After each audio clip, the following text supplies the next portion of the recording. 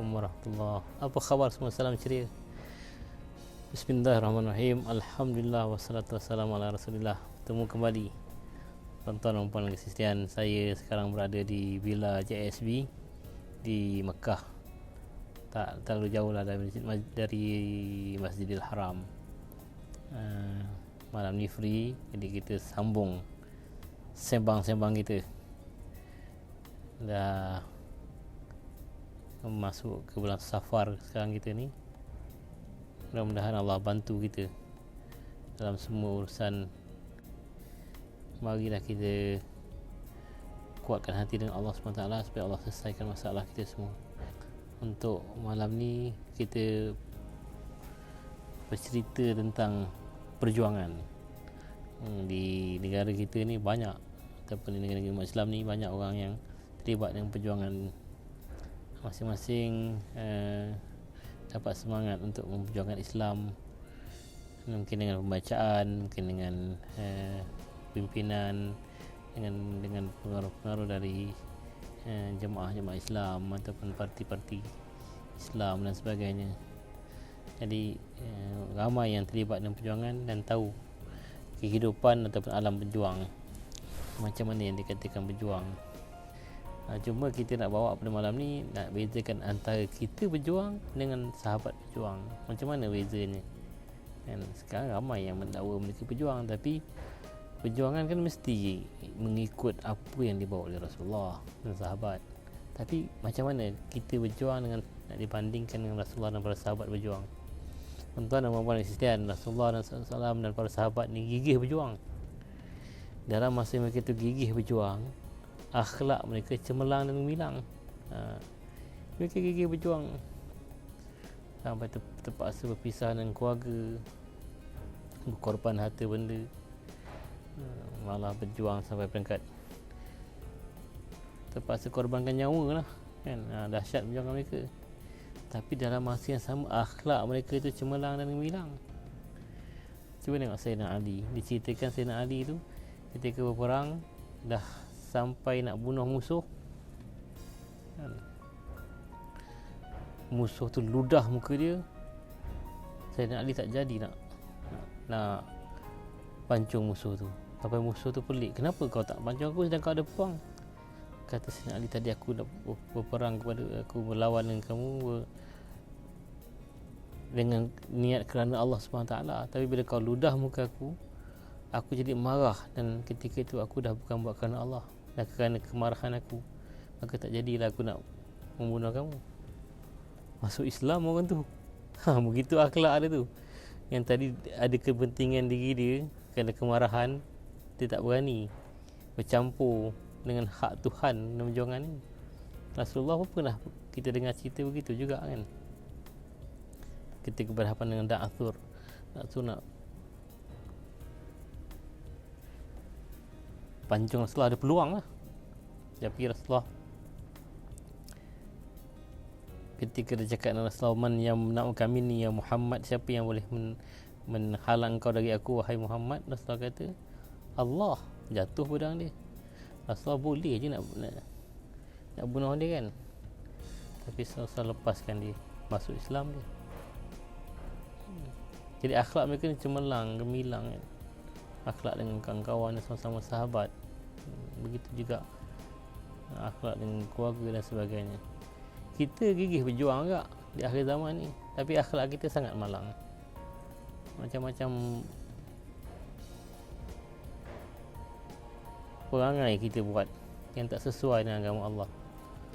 Kita balas kejahatan orang tu dengan lebih teruk dari itu lagi.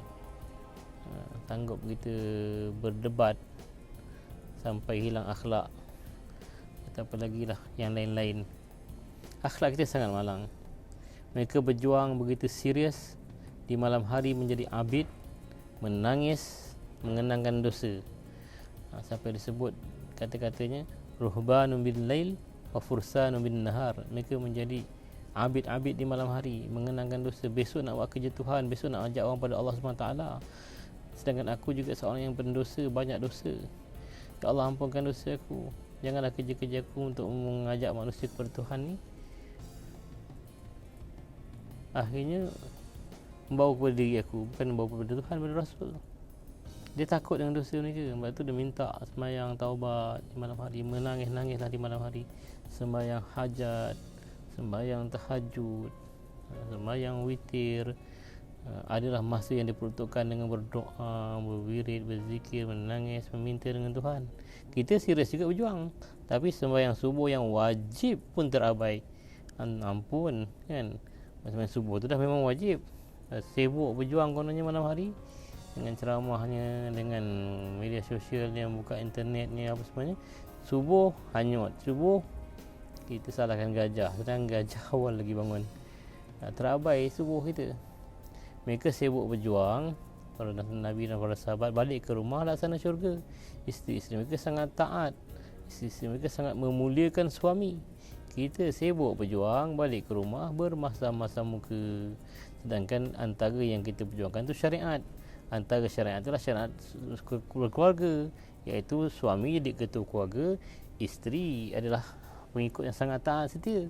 Tapi kita berjuang, kita tak pandai mendidik isteri, tak cukup takwa kita. Kat luar pun mungkin mata kita tak boleh kawal. Balik rumah, isteri kita tak terdidik tu bermasam-masam muka dengan kita, bergaduh dengan kita, tak puas hati dengan kita.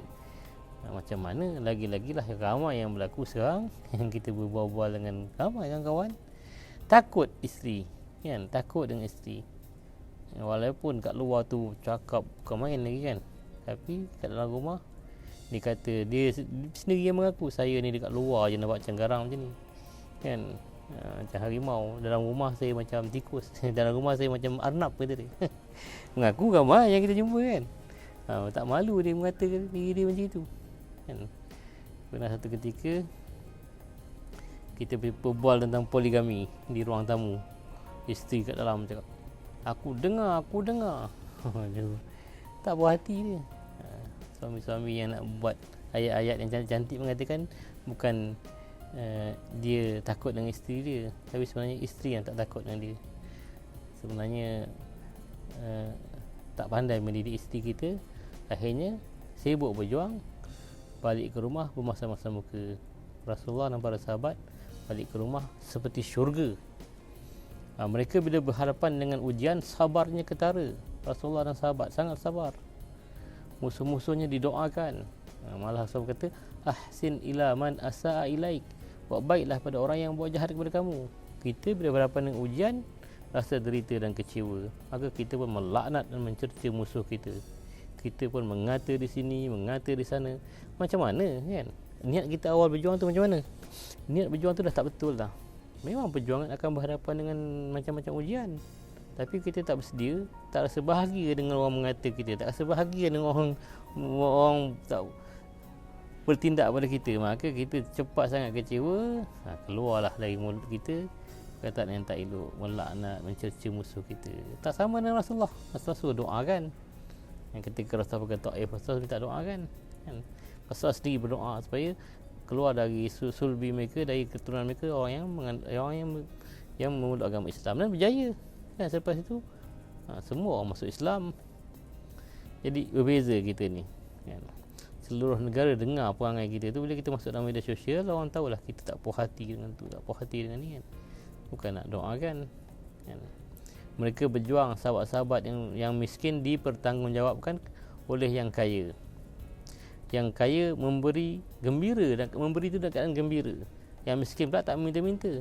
Kita yang kaya bertambah kaya, menumpuk-numpukkan harta. Yang miskin tinggallah menderita. Susah kita nak memberi pada mereka. Yang miskin ni pula meminta-minta, mengadu-ngadu di sini sana. Jauh bezanya. Sahabat dia saling membela. Hidup mereka berjemaah, ada pemimpin, ada kawan sehati sejiwa kan? Saling memberi, saling membela. Kita tak, yang kaya bertambah kaya, yang miskin menderitalah, terpulanglah nak sakit apa semua. Walhal dalam satu perjuangan kan berbeza kan.